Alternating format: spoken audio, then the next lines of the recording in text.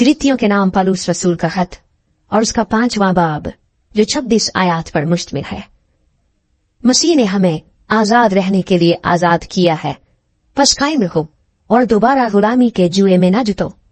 देखो, मैं पौलुस तुमसे कहता हूँ कि अगर तुम खतना कराओगे तो मसीह से तुमको कुछ फायदा न होगा, बल्कि मैं हर एक खतना कराने वाले शख्स पर फिर गवाही देता हूँ कि उसे तमाम शरीयत पर अमल करना फर्ज है। तुम जो शरीयत के वसीले से रास्तबाज ठहरना चाहते हो, मसीह से अलग हो गए और फजल से महरूम, क्योंकि हम रूह के बाइस ईमान से रास्तबाजी की उम्मीद बढ़ाने के मुंतजिर हैं। और मसीह यीशु में ना तो खतना कुछ काम का है, ना मखतूनी, मगर ईमान जो मोहब्बत की राह से असर करता है। तुम तो अच्छी तरह दौड़ रहे थे, किसने तुम्हें हक के मानने से रोक दिया? और ये तरहीब तुम्हारे बुलाने वाले की तरफ से नहीं है। थोड़ा सा खमीर सारे गुंदे हुए आटे को खमीर कर देता है। मुझे खुदावन में तुम पर यह भरोसा है कि तुम और तरह का ख्याल न करोगे, लेकिन जो तुम्हें घबरा देता है वो खा कोई हो सजा पाएगा। और ऐ भाइयों, मैं अगर अब तक खतना की मनादी करता हूँ तो अब तक सताया क्यों जाता हूँ? इस सूरत में सलीब की ठोकर तो जाती रही।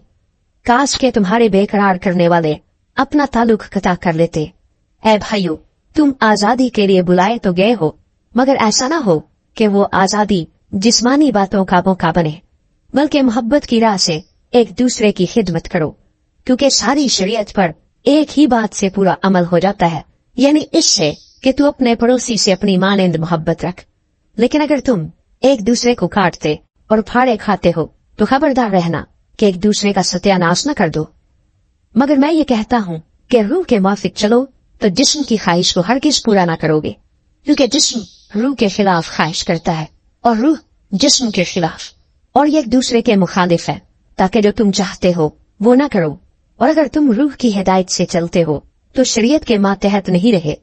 आप जिस्म के काम तो जाहिर है, यानी हराम कारी, नापाकी, शहवत परस्ती, बुत परस्ती, जादूगरी, अदावतें, झगड़ा, हसद, गुस्सा, तफरके, जुदाइयां, बिदतें, बुग़्ज़, नशेबाजी, नाच रंग और इनकी मानंद।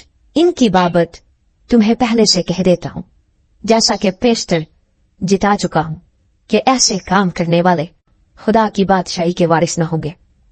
मगर रूह का फल मुहब्बत, खुशी, इत्मीनान, तहम्मुल, मेहरबानी, नेकी, ईमानदारी, हिल्म, परहेजगारी है। ऐसे कामों की कोई शरीयत मुखालिफ नहीं। और जो मसीह यीशु के हैं, उन्होंने जिस्म को उसकी रग़बतों और ख्वाहिशों समेत सलीब पर खींच दिया है। अगर हम रूह के सबब से जिंदा हैं तो रूह के माफिक चलना भी चाहिए। हम बेजा फख्र करके ना एक दूसरे को चिढ़ाएं, ना एक दूसरे से जलें।